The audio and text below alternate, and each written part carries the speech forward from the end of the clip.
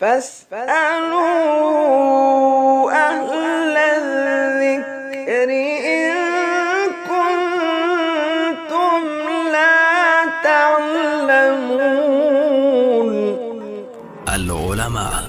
علماء و عوام میں حائل خلیج دور کرنے کی ایک منفرد کاوش۔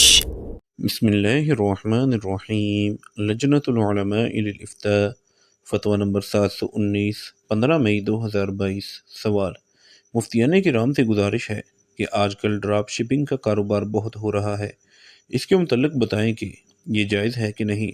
اس کی صورت یہ ہوتی ہے کہ امیزون وغیرہ کے ذریعے آن لائن ہوتا ہے۔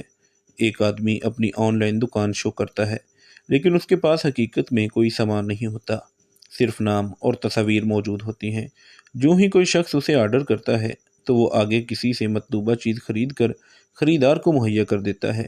اس میں عام خرید و فروخت کی طرح اگر مطلوبہ چیز پسند نہ آئے تو چیز واپس کرنے کا بھی اختیار ہوتا ہے۔ برائے مہربانی بیان فرما دیں کہ خرید و فروخت کی صورت جائز ہے کہ نہیں۔ جواب: الحمدللہ وحدہ والصلاۃ والسلام علی من لا نبی بعدہ۔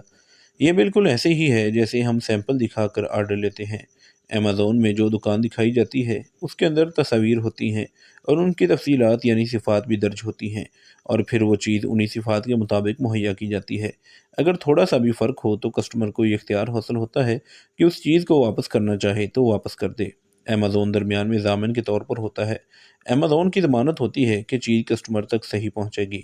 اگر کوئی فراڈ کرتا ہے تو فوراً پکڑا جاتا ہے، اس کی دکان بھی بند کر دی جاتی ہے اور اکاؤنٹ بھی بند کر دیا جاتا ہے، اور اس کے اکاؤنٹ میں جو رقم ہوتی ہے وہ بھی کچھ مدت تک ضبط کر لی جاتی ہے۔ اس رقم میں وہ تصرف نہیں کر سکتا، اور امیزون کی ذمہ داری چیز کسٹمر تک پہنچانے کی بھی ہوتی ہے۔ چیز پہنچا کر امیزون تسلی کرتا ہے کہ کسٹمر کو اس چیز پر مطمئن بھی ہے یا نہیں۔ اگر مطمئن ہے تو رقم امیزون میں منتقل ہو جاتی ہے۔ پھر تسلی کرنے کے بعد امیزون کام کرنے والوں کے اکاؤنٹ میں رقم منتقل کرتا ہے۔ امیزون کا کام بے سلف یعنی بے سلم کی طرح چلتا ہے۔ اس میں بھی یہی ہوتا ہے کہ جنس معلوم ہوتی ہے اور نوعیت کون سی ہے اور قیمت کیا ہے، ادائیگی کب اور کہاں ہوگی، یہ ساری چیزیں پہلے سے طے ہوتی ہیں۔ نبی کریم صلی اللہ علیہ وسلم نے فرمایا: من اسلف فی تمر فلیسلف فی کیل معلوم ووزن معلوم الی اجل معلوم۔ صحیح مسلم حدیث نمبر 1604۔ جو کھجور میں بے سلف کرے تو وہ معلوم ماپ اور معلوم وزن نے معلوم مدت تک کے لیے کرے۔ اگر تو یہ کاروبار مذکورہ تفصیلات کے مطابق ہو کہ بیچنے والا تصویر دکھا کر چیز خرید کر پھر آگے فروخت کرے تو اس میں کوئی چیز خلاف شریعت نہیں ہے، لیکن اگر معاملہ اس سے مختلف ہو، مثلا تصویر کوئی اور ہو اور چیز کوئی اور ہو، تو یہ دھوکہ ہے جو کہ جائز نہیں۔